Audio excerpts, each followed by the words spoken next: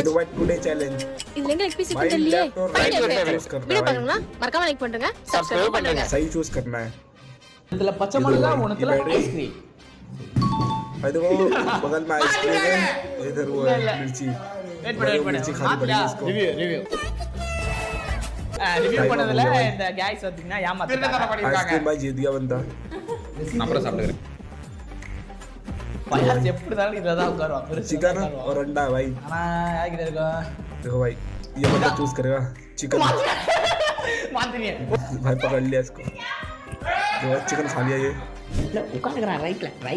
next உட்கார்ந்துக்கறான் ரைட்ல திரும்பி பாரு உனக்கு தை இருக்குது பர்கர் ये दो फॉर्म है इसके हाथ में ஃபாதர் லெசன் உங்க ஃபாதர் டாங்கி